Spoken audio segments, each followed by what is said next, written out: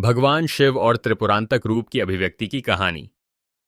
शिव महापुराण के अनुसार प्राचीन काल में जब सृष्टि में 3 विशाल नगरों स्वर्ण, रजत और लौह का निर्माण हुआ, तब इन नगरों की शक्ति ने सृष्टि के संतुलन को प्रभावित किया।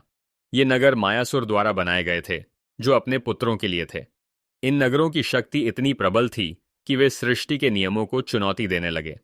ब्रह्मा और विष्णु ने देखा कि इन नगरों की शक्ति को संतुलित करने के लिए एक सर्वोच्च हस्तक्षेप की आवश्यकता है। उन्होंने भगवान शिव से प्रार्थना की कि वे सृष्टि के संतुलन को पुनर्स्थापित करें। शिव कैलाश पर गहन ध्यान में लीन हुए। उनकी तपस्या से एक ऐसी शक्ति उत्पन्न हुई जो इन तीनों नगरों को एक साथ नियंत्रित कर सकती थी। शिव ने त्रिपुरांतक रूप धारण किया, जिसमें वे एक विशाल धनुर्धर के रूप में प्रकट हुए। उनके हाथ में एक दिव्य धनुष था, जिसे पिनाक कहा गया।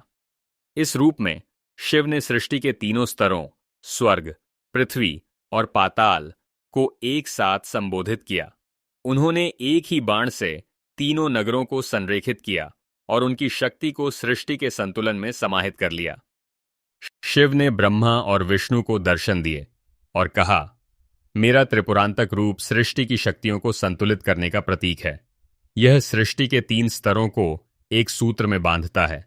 उन्होंने उस स्थान पर एक लिंग स्थापित किया और कहा, यह त्रिपुरांतकेश्वर लिंग के नाम से पूजा जाएगा।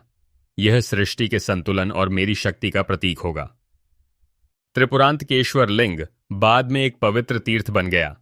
यह कहानी सिखाती है कि भगवान शिव सृष्टि की शक्तियों को संतुलित करते हैं और उनकी शक्ति तीनों लोकों को एकजुट करती है।